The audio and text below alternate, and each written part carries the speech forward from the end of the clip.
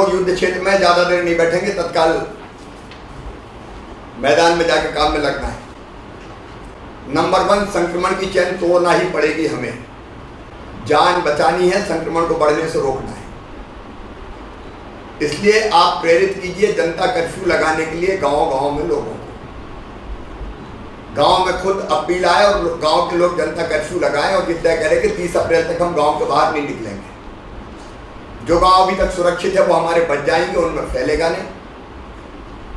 और जिन गांव में कहीं किसी मोहल्ले में फैला है तो वहां कंटेनमेंट एरिया बना दें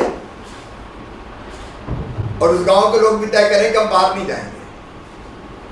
गांव में अगर सामान की जरूरत है तो गांव के लोग जो अधिकृत कर देंगे, 2 लोग वो जाएंगे और गांव में आपूर्ति कर देंगे।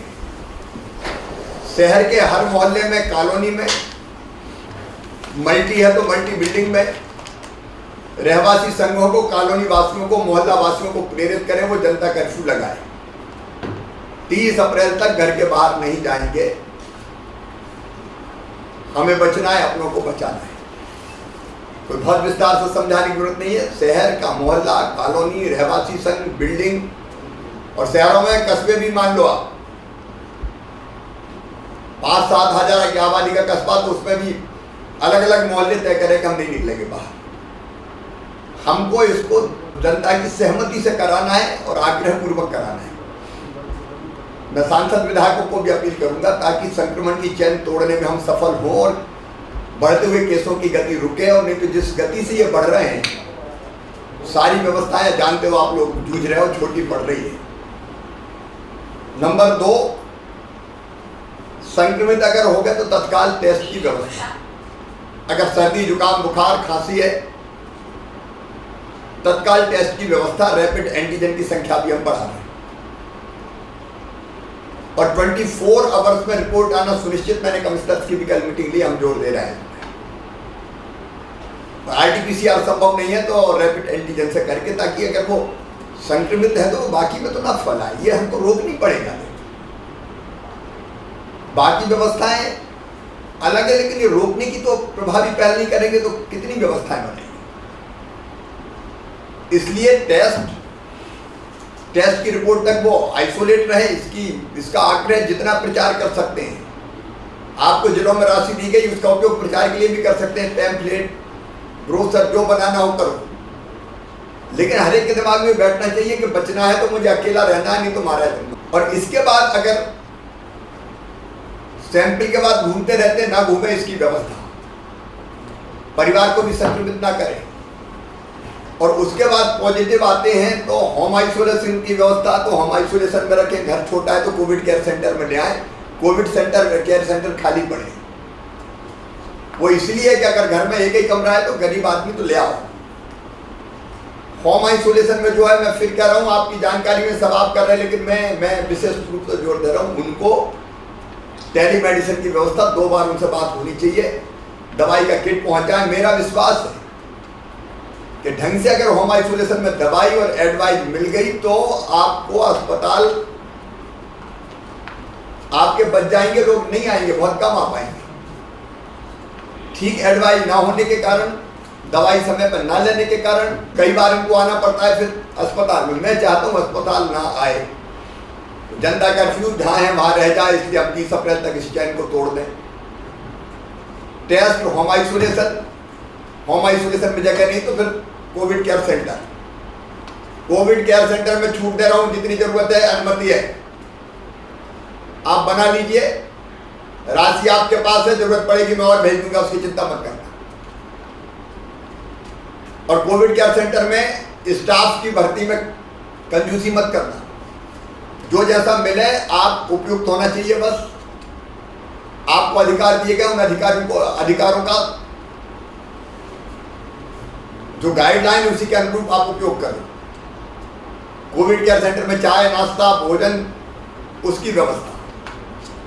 और वहां से जरूरत पड़े, कुछ जिलों ने अच्छी पहल की, कोविड केयर सेंटर में कुछ ऑक्सीजन बेड भी रख दिए। अगर वैसा हो सके तो वैसा करें। उसके बाद जरूरत पड़े तो फिर अस्पताल लाने की व्यवस्था करें। देखो, आप जानते हैं कि अस्पताल के बिस्तर भर गए। हमको किसी भी कीमत पर संक्रमण की चेन को तोड़ना ही है। ये व्यवस्था अगर हम करेंगे तो मेरा विश्वास है कि अस्पताल में आने वालों की संख्या घटेगी और डिस्चार्ज होने वालों की संख्या बढ़ेगी। ये हर जिले का टास्क होना चाहिए। मेरे यहाँ संक्रमितों की संख्या ना बढ़े, इसलिए मैं जी जान एक कर दूंगा, तोड़ देंगे संक्रमण की चैन। और उसके बाद अगली व्यवस्था नए अस्पताल खड़े करने की। बड़े जिलों में मैंने कह दिया है, भोपाल, इंदौर, जबलपुर, ग्वालियर 2-2000 बिस्तर के करने ही है भाई तैयार।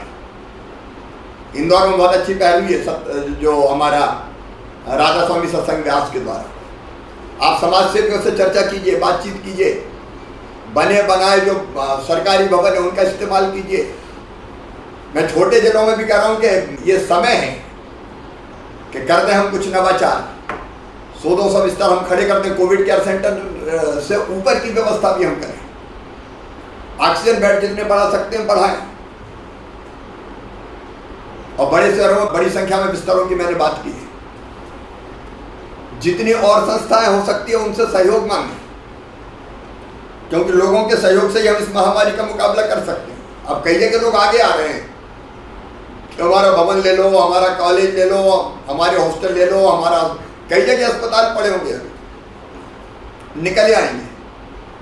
आज 12:30 बजे मैं आर्मी के जो प्रतिनिधि उनसे मिल रहा हूँ, वो आने वाले। राजनाथ जी से मेरी बात हुई है कि जहाँ आर्मी हॉस्पिटल से वहाँ जो बिस्तर खाली उनका भी हम उपयोग कर सकेंगे। केंद्र सरकार के जितने संस्थान हो सकते हैं उनका क्या उपयोग हो सकता है वो देखिए। राज्य सरकार के भवनों का क्या उपयोग हो सकता है देखिए।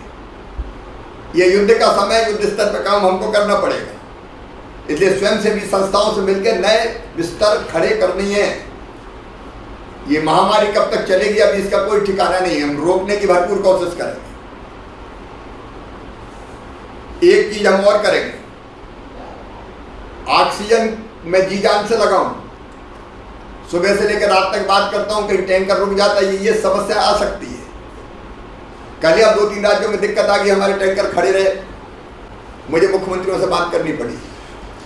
जितनी उपलब्धता हो सकेगी सेंट्रली उपलब्ध कराने में कोई कसर नहीं छोड़ेंगे, लेकिन उपलब्धता से बड़ा चैलेंज है वितरण, डिस्ट्रीब्यूशन ऑक्सीजन का समय पर पहुंच जाए। हमारा परम कर्तव्य है कि सांस की डोर किसी की टूट ना पाए, इसलिए न्यायपूर्ण वितरण समय पर। और कोई भी बड़ा जिला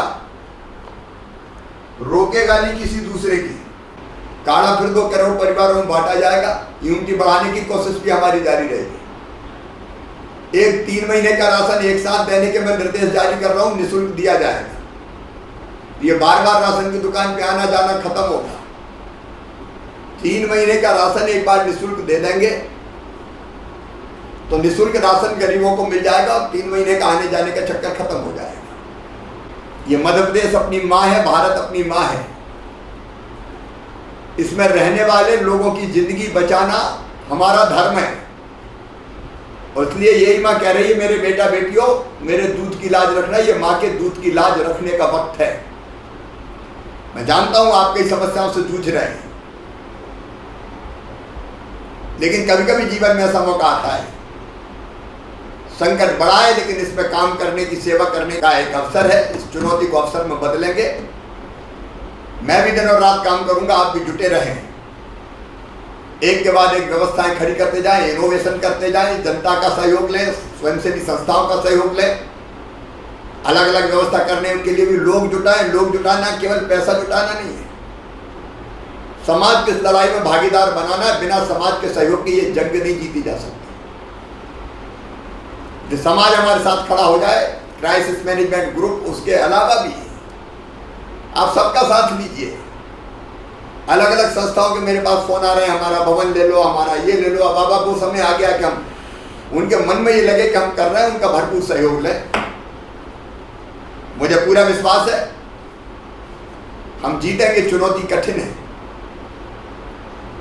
लेकिन हम विजयी होंगे, मुझे ये विश्वास है। जनता की सुविधा के लिए मैं कुछ और फैसला करूंगा। आज ही मैं निर्देश दे रहा हूं कि 3 महीने का राशन निःशुल्क दिया जाएगा और उसके एक मुफ्त वितरण की व्यवस्था हो जाए, ताकि वो गरीबों तक पहुंच जाए और उनका आना जाना बंद हो।